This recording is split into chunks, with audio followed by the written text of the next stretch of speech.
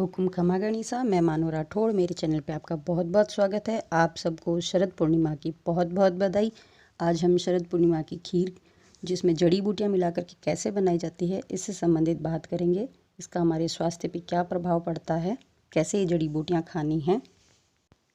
खीर बनाने के लिए हमें पीतल का, लोहे का या फिर मिट्टी का नया बर्तन चाहिए। तो मैं लोहे की कढ़ाई में खीर बना रही हूँ। 1 किलो मैंने दूध लिया है। 1 मुट्ठी पीले दिखने वाले चावल लिए हैं, बासमती चावल नहीं लेने हैं। और मैंने 2 मुट्ठी जो है वो बूरा चीनी ली है। सफ़ेद चीनी जो हम खाते हैं वो नहीं लेनी है। आप सिंपल दूध के अंदर सोने और चांदी के बिना नगों वाले जो आभूषण हैं उनको डाल करके, ये तावीज़ जो है ये भी बिल्कुल नया है, इसमें कुछ डाला हुआ नहीं है। पहले सोने और चांदी के बर्तनों में बनाया जाता था। हम इस तरीके के सोने और चांदी के आभूषण इसके अंदर डाल सकते हैं। यदि आप खीर नहीं बना पा रहे हैं तो सिंपल दूध में भी इस तरीके के आभूषण, लेकिन उनको धोकर के उपयोग कीजिएगा। मैंने खीर के अंदर ये दोनों तरीके के आभूषण मिला दिए हैं और खीर पकने तक भी रहेंगे और ये पूरी रात भी आभूषण इसके अंदर ही रहेंगे।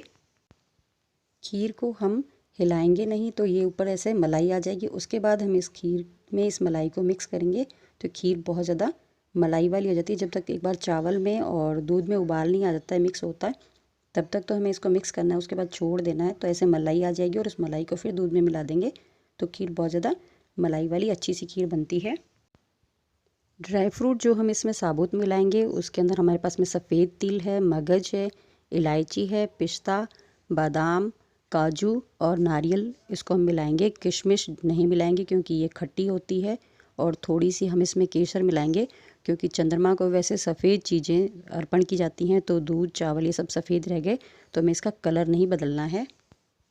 मैंने ये मिट्टी का कोरा बर्तन लिया है। इसको आधे घंटे तक पानी में भिगो के रखूँगी और इसके बाद इसको अच्छे से धो के सुखा लूँगी। इससे मिट्टी की बहुत अच्छी खुशबू आएगी। ये कोरा मिट्टी का नया बर्तन है। इस तरीके का आप खुले मुँह का बर्तन लीजिएगा ताकि चंद्रमा का पूरा प्रकाश इसमें आ जाए।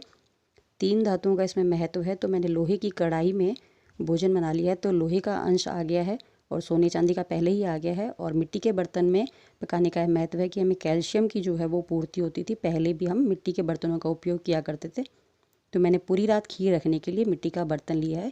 इससे खुशबू भी खीर के अंदर बहुत ही अच्छी आएगी। जड़ी बूटियाँ आप पंसारी से साबुत ही लीजिएगा क्योंकि महंगी आती है और हम पाउडर मिला लें, गलत है ये पुनर्नवा है जो लीवर और त्वचा के लिए बहुत ही ज़्यादा अच्छी है।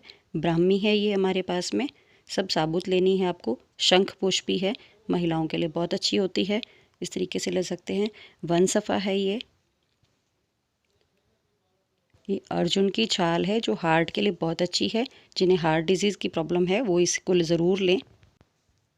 मुलट्ठी है, खांसी जुकाम के लिए लेते हैं हम। ये जायफल है हमारे पास में, बड़ी इलायची है, ये सब साबुत लीजिएगा। ये सौंठ है और हम बाकी अलग अलग भोजन में हम इनको ले सकते हैं। नागर मोथा है हमारे पास में, कमल के फूल हैं, फूल अलग तरीके के आते हैं। मिश्री है डोरे वाली, ये दाल चीनी है, लौंग लेने हैं हमें, हरी इलायची है, गुलाब के फूल हैं, ये तेज पत्ता है, मैंने सभी, काली मिर्ची है, ये सौंफ है और ये सफ़ेद चंदन, लाल चंदन हमें लेने हैं।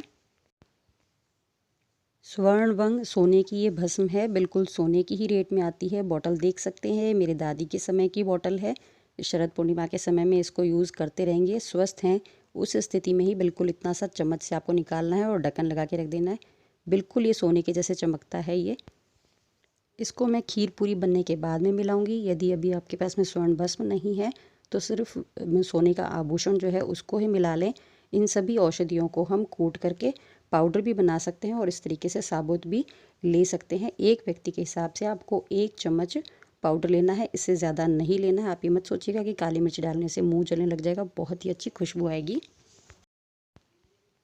1 गिलास पानी में आपको साबुत और इस तरीके से कूटा हुआ सभी औषधियों को कूट लीजिएगा क्योंकि ये हजम नहीं होती है। और इस तरीके से काढ़ा बना लेंगे और सिर्फ आधी कटोरी या आधा कप से भी कम ये रह जाना चाहिए। इस तरीके से हम इसको छलनी से छान लेंगे और जो काढ़ा जो बनेगा उसको हम बनी हुई खीर में मिलाएंगे। अब ये मैंने कोरा जो बर्तन है इसके अंदर थोड़ी ठंडी होने के बाद खीर को हम इसमें मिक्स करेंगे और उस काढ़ा भी हम उसमें मिला चुके हैं। और इस तरीके से मैंने एक जालीदार कपड़ा, ये मेरी चुन्नी है, इससे हम इसको बांध देंगे।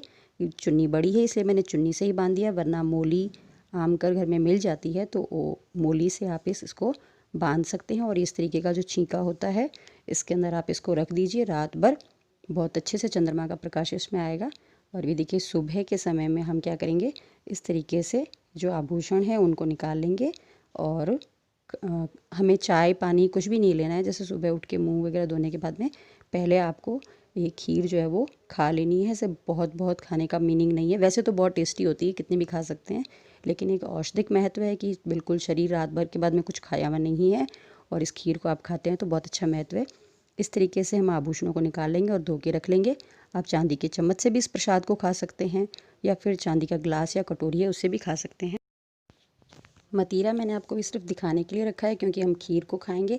आप मतीरे को काट करके भी और या फिर तरबूज जो है उसको भी काट करके चंद्रमा के प्रकाश में ढक करके रखिएगा ताकि उसमें चंद्रमा का प्रकाश आ जाता है, उसे भी खा सकते हैं। क्योंकि खेतों में रहते हैं इन दिनों में, तो राजस्थान में देखिए वैसे बिल्कुल शुष्क इलाका है, लेकिन इस समय में जैसे ही सर्दियाँ शुरू हो रही है उसके बाद में बहुत ज़्यादा रस वाला और पानी वाला जो फल है वो यहाँ उगता है। तो ये भी प्राकृतिक महत्व मान लीजिए, या इसको भगवान का दिया हुआ एक बहुत अच्छा वरदान मानिएगा कि जो मतीरा है वो बिल्कुल रस वाला और पेय बहुत ज़्यादा पानी वाला है। इसको काट करके भी यदि आप चंद्रमा के प्रकाश में रखते हैं और उसको खाते हैं तो एक महत्व है ये भगवान की तरफ से दिया हुआ, इसको आप गॉड गिफ्ट ही मान लीजिएगा। और पहले के समय में पिंजरे जो होते थे, बड़े बड़े पिंजरे होते थे लोहे के, उनके अंदर बना हुआ जो भोजन है उसको रात का बचा हुआ होता था उसको उसके नीचे रख दिया जाता था। उस पिंजरे का जो स्थान है वो हमारे फ्रिज ने ले लिया है और आधुनिक मकानों के कारण अब हम अंदर सोते हैं। पहले के समय में लोग बाहर ही सोया करते थे, तो भी हम चंद्रमा का जो पूरा प्रकाश हमारे शरीर के ऊपर आता था तो इससे स्वस्थ रहते थे। बीमारियां नहीं होने का भी ये कारण है। और गांव में तो अभी भी भोजन को उस पिंजरे के नीचे रखा जाता है, तो पूरा 365 दिन तक हमें चंद्रमा की रोशनी जो है वो भोजन में मिलती है। यदि आपसे हो सके तो 365 दिन इस तरीके की कोई ना कोई व्यवस्था ज़रूर कीजिएगा। गांव में तो इस तरीके का होता था, इसीलिए हमारे बुज़ुर्ग जो हैं वो बीमार नहीं रहते थे। चंद्रमा का हर दिन के लिए भी वैसे बहुत ही ज़्यादा महत्व है। आप यदि जानवरों के डर से भोजन को बाहर नहीं रख पा रहे, मान लीजिए इस तरीके की पिंजरे वगैरह की आपके पास में व्यवस्था नहीं हो रही है, तो करीबन 7 या 8 बजे के बाद से 12 बजे तक जो खीर है उसको आप चंद्रमा के प्रकाश में रहने दीजिएगा। इस दिन चंद्रमा के प्रकाश में बैठने का भी महत्व है। सो नहीं सकते हैं तो 12 बजे तक कोशिश कीजिएगा थोड़ा बाहर रहने की। और इस खीर का थोड़ा सा भोग आप चंद्र भगवान को अर्घ दे करके इस तरीके से ढक के रख दीजिए। और 12 बजे के बाद में आप अपनी खीर को अंदर ले सकते हैं, क्योंकि बड़े शहरों में ऐसा हो सकता है कि व्यवस्था ना हो पाए। अंदर लाने के बाद में इस खीर को आपको फ्रिज में नहीं रखना है, वैसे ही नॉर्मल टेम्परेचर के ऊपर आप इसको रहने दीजिएगा। और यदि रख सकते हैं तो पूरी रात आप इसको बाहर रखिएगा और सुबह आप इसको बिना कुछ खाए खाइएगा। वैसे इस खीर का एक धार्मिक महत्व भी है कि आप, एक पुण्य का काम है यदि आप खीर बनाते हैं और जिन्होंने नहीं बनाई है उनको यदि आप खिलाते हैं तो भी एक बहुत अच्छा है। ये तो मैंने पूर्णिमा के अलावा बनाई है, सिर्फ वीडियो बनाने के लिए, आपको दिखाने के लिए बनाई है। पूर्णिमा के दिन मैं दोबारा इस खीर को बनाऊंगी मेरे पूरे परिवार के लिए। वैसे बहुत ही ज़्यादा टेस्टी होती है, तो ज़्यादा मात्रा में भी बना सकते हैं। और कोशिश इसको पहले पहले सुबह ही खाने की होती है, ऐसे नहीं है कि दिन भर ये पड़ी है और हम इसको खा रहे हैं, क्योंकि ये ठंडी खीर है और फिर दिन भर में यदि हम किसी गर्म भोजन के साथ खा लेते हैं तो थोड़ा सा इसका इफ़ेक्ट कम हो जाता है। यदि आपको दमे की समस्या है, नज़ला जुकाम है, तो आप पीपल की छाल लीजिएगा। हार्ट यदि आपका कमज़ोर है या फिर ऐसा लगता है कि फैमिली में भी ऐसी प्रॉब्लम रही हुई है तो आप अर्जुन की छाल का उपयोग कीजिएगा। और यदि आपको धातु पतन वाली समस्या है, पुरुषों को ऐसा रहता है, तो अश्वगंधा, शतावर और शलाजीत जो है, और इन सब को आप इसके अंदर मिला सकते हैं। ये कुछ औषधियाँ इसमें से ठंडी औषधियाँ हैं, कुछ इसमें गर्म औषधियाँ हैं, तो आप ये मत सोचिएगा आपको क्योंकि नुकसान नहीं होने वाला है। चंद्रमा के प्रकाश के कारण इनका महत्व बहुत ज़्यादा हो जाता है और ये दोनों एक दूसरे से मिली हुई हैं। इसलिए यदि आपके पास इस तरीके की सभी औषधियाँ नहीं हैं तो फिर आपके पास में यदि मार्केट से लाई हुई है, यदि आपके पास आयुर्वेदिक यदि चाय है तो आप उसका भी एक व्यक्ति के हिसाब से 1 चम्मच मिला सकते हैं और उसका आप काढ़ा बना लीजिएगा। फिर उसको छान करके और आप इस खीर के अंदर इसको मिला दीजिए।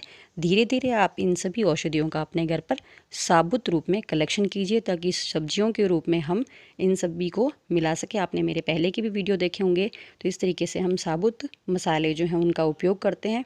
तो ये नकली कलर और नकली जो खुशबू है उनसे हम बचते हैं। और डेली रूटीन भी इनको खाने से शरीर जो है वो मजबूत हो जाता है। स्वर्ण भस्म जो है वो दिल को मजबूत करती है। कुछ लोग कहते हैं ना कि हमारे को कलेजा जो है हमारा काम नहीं करता है। स्वर्ण भस्म खाने से मतलब अब डिसीजन बाद में लेंगे और थप्पड़ लगा पहले दें, ऐसी वाली कंडीशन, एक अंदर जोश आ जाता है, एक हिम्मत आ जाती है। ऐसा नहीं है एक कि भी मतलब हर किसी को ही पीटना है, लेकिन एक कुछ लोगों की हिम्मत ही नहीं हो पाती है। तो ये स्वर्ण भस्म अंदर से मजबूती प्रदान करता है आपको। जिन्हें किसी भी प्रकार के काम को करते हुए घबराहट महसूस होती है उनके लिए बहुत ही अच्छा है। सभी औषधियाँ नहीं है तो आयुर्वेदिक चाय का आप 1 चम्मच मिला लीजिए, और कुछ नहीं है तो सिंपल खीर बना करके भी आप इसको सोने चांदी का कोई आभूषण डाल के भी आप इसको रख दीजिएगा, बहुत ही ज़्यादा अच्छा है। बहुत ज़्यादा ड्राई फ्रूट्स नहीं डालने हैं। एक व्यक्ति के हिसाब से मैंने सभी चीज़ें जितनी भी अपन ने ली है वो एक व्यक्ति के हिसाब से 1 चम्मच के हिसाब से ही ली है। यूँ नहीं है कि मैंने 2-2 कटोरा जो है वो बादाम वगैरह डालें, अपन बाकी किसी भी दिन खा सकते हैं। यहाँ पे महत्व जो है वो दूध का है और चावल का महत्व है, इसलिए सभी चीज़ें प्रति व्यक्ति के हिसाब से 1 चम्मच लीजिएगा, इनको खाइएगा। और तो हुक्म इसी के साथ ही ले लेते हैं आपसे विदा। आपका दिन और आज शुभ हो, मंगलमय हो, आज के आनंद की जय हो। मिलते हैं हुक्म आपसे एक नेक्स्ट वीडियो में, फिर एक किसी नेक्स्ट टॉपिक के साथ। तब तक के लिए मानू राठौड़ की तरफ से खमा गणिसा, और एक बार आपको पुनः शरद पूर्णिमा की बहुत बहुत बधाई हो सा।